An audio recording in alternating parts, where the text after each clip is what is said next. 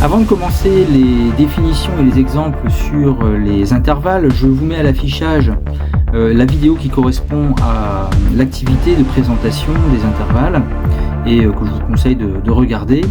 Maintenant, la définition d'un intervalle, on dira que sur une droite graduée, eh bien, un intervalle est une partie sans trou qui correspond géométriquement en fait à un segment, à une droite ou à la droite tout entière. Si je remets l'activité dont je vous ai parlé il y a quelques instants, nous avons tracé en fait des intervalles. Certains sont représentés par un segment, d'autres par une demi-droite. La droite tout entière, on verra sur un exemple dans cette vidéo. Alors nous avons en première définition d'intervalles, nous avons les intervalles qu'on appelle les intervalles bornés. Les intervalles bornés qui s'écrivent sous la forme A, B, où A et B sont deux nombres, et en fait qui va correspondre à l'ensemble des nombres qui sont compris entre A et B. Alors ce genre d'inégalité, il ne faut surtout pas la lire A inférieur ou égal à X inférieur ou égal à B, il faut la lire et la comprendre comme étant X compris entre A et B. Donc c'est l'ensemble des nombres compris entre A et B. Même chose pour le deuxième, et bien faire la différence entre ce qu'on appelle les crochets vers l'intérieur et les crochets vers l'extérieur de l'intervalle. Dans le premier, les crochets vont vers l'intérieur de l'intervalle, donc les nombres A et B font partie de cet intervalle, c'est pour ça qu'ils sont inclus, et donc on a le symbole égal qui apparaît. Ici, dans la notation du deuxième, les crochets vont vers l'extérieur de l'intervalle, et donc on n'aura pas le symbole égal sur A et B, ce qui veut dire que A et B sont exclus de l'intervalle.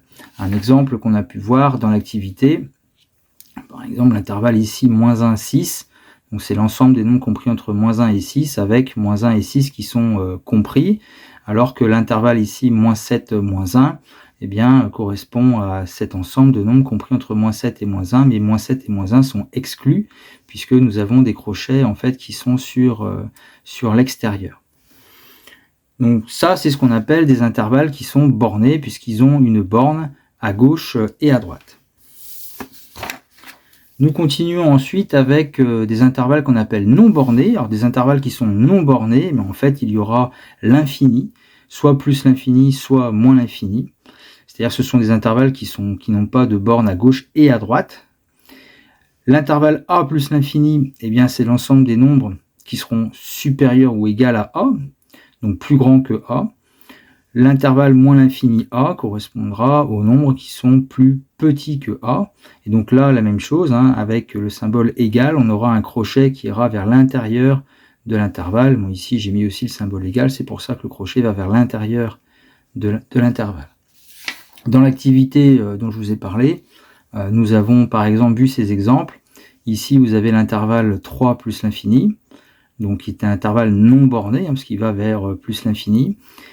Et le nombre 3 fait partie de l'intervalle, puisque le crochet ici va vers l'intérieur de notre demi-droite ici. Contrairement au deuxième exemple, où on a représenté l'intervalle -5 plus l'infini, et donc c'est-à-dire les nombres qui sont plus grands que -5, et nous avons un crochet qui est extérieur, ce qui signifie que le -5 ne fera pas partie de cet ensemble. C'est justement pour ça qu'il n'y a pas le symbole égal sur le nombre -5.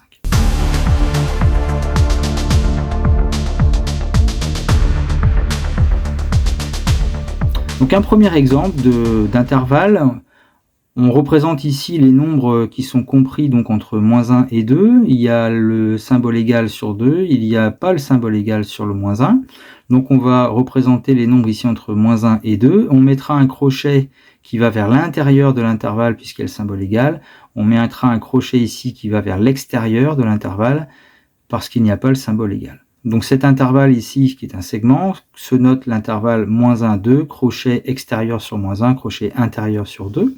Après, quelques petites questions pour comprendre un peu cette notion d'intervalle. Le nombre -1 appartient-il à cet intervalle? Réponse non. Non, parce que déjà ici, il n'y a pas le symbole, ici, il n'y a pas le symbole égal, et on sait que le crochet est extérieur, le -1 ne fait pas partie de cet intervalle. Le nombre 2 appartient-il à cet intervalle? Réponse oui, nous avons un crochet intérieur, ce qui signifie que ce qui représente le symbole égal, ici de l'inégalité, donc 2 fait bien partie de cet intervalle. Alors après, d'autres nombres, Le nombre 3/4 appartient-il à cet intervalle? Réponse oui, 3/4 ça vaut 0,75. 0,75 est clairement compris entre 1 et 2, donc on écrira que 3/4 appartient à l'intervalle moins 1, 2. Le nombre racine de 7 appartient-il à cet intervalle? Racine carrée de 7, ça vaut environ 2,64, vous pouvez l'avoir à la calculatrice. Donc racine carrée de 7 étant plus grand que 2, racine carrée de 7 n'appartient pas à cet intervalle moins 1, 2. Donc finalement, un nombre qui appartient à l'intervalle moins 1, 2, ça peut se noter comme ça, hein, x appartient à l'intervalle moins 1, 2, ça signifie que ce nombre x devra être compris entre moins 1 et 2, strictement plus grand que moins 1 et inférieur ou égal à 2. Après avoir vu un exemple d'intervalle borné, maintenant un intervalle non borné, avec tout d'abord la représentation des nombres qui sont plus grands que moins 3. Donc les nombres plus grands que moins 3, ils sont représentés ici en rouge. Comme il n'y a pas le symbole égal sur le moins 3, on va y mettre un crochet extérieur à cette demi-droite. Et donc cet intervalle se note l'intervalle moins 3 plus l'infini. Alors attention, sur plus l'infini, ou moins l'infini d'ailleurs, le crochet est toujours extérieur, tout le temps. Le nombre moins 3 appartient-il à cet intervalle? Réponse non, puisqu'il y a le crochet extérieur, il n'y a pas le symbole égal d'ailleurs, sur l'inégalité.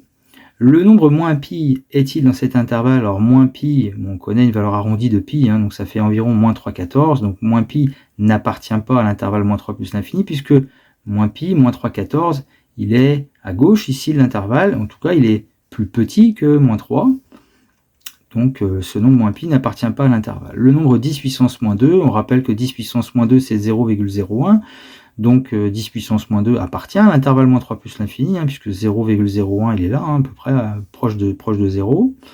Le nombre moins 9 tiers, bon, une petite particularité, moins 9 tiers, mais c'est égal à moins 3.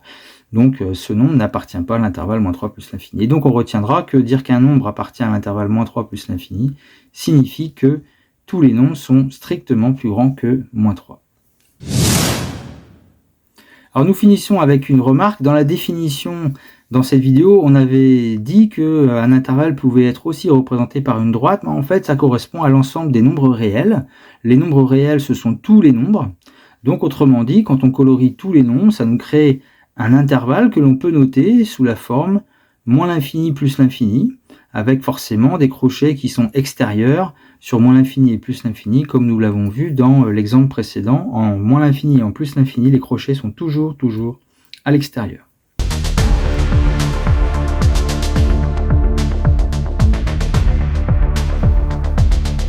Un exercice maintenant de traduction d'appartenance à un intervalle et en traduction avec les inégalités. Tout d'abord, représentons les nombres qui sont supérieurs ou égaux à 0, donc ça donne en termes d'intervalle cette notation, avec comme il y a le symbole égal sur le 0, on mettra le crochet vers l'intérieur, et en fait, un nombre sera plus grand ou égal à 0 dès que ça voudra dire en fait que ce nombre appartient à l'intervalle 0 plus l'infini. Même chose avec le deuxième exemple, si on veut traduire qu'un nombre est compris entre moins 5 et 1, eh bien en termes d'intervalle, si on représente l'intervalle moins 5, 1, donc ça vous donne ce segment ici, avec un crochet vers l'intérieur puisqu'il y a le symbole égal, un crochet extérieur sur moins 1 puisqu'il n'y a pas le symbole égal ici dans le texte sur le 1, et donc un nombre sera compris entre moins 5 et 1, ça signifiera en termes d'intervalle que ce nombre appartient à l'intervalle moins 5, moins 1. Pour finir avec un exercice qui est le contraire du précédent, à savoir que traduire en termes d'inégalité, cette fois-ci, l'appartenance à un intervalle, l'intervalle moins l'infini 5 ici représenté, et bien dire qu'un nombre est dans cet intervalle-là, si un nombre est dans cet intervalle, c'est qu'il est nécessairement inférieur ou égal à 5, puisque vous avez un crochet intérieur ici. Le deuxième exemple, avec l'intervalle moins 1,5 racine carrée de 7, donc ça nous donne ici un intervalle borné entre moins 5 et racine de 7. Dire qu'un nombre appartient à cet intervalle, ça voudra dire qu'il est compris entre moins 1,5 et racine de 7. Avec le symbole égal sur moins 1,5 puisque le crochet est intérieur, racine de 7, crochet extérieur, donc il n'y aura pas le symbole égal. Et on termine avec le dernier exemple, l'intervalle 1,5 plus l'infini, qui est représenté ici. Et bien vous avez donc un crochet extérieur, et donc dire qu'un nombre sera plus grand un nombre qui appartient à l'intervalle moins 1/2 plus l'infini, donc un nombre qui est dans la partie rouge ici, dans cet intervalle, ça voudra dire que ce nombre choisi devra nécessairement être supérieur strictement à 1/2.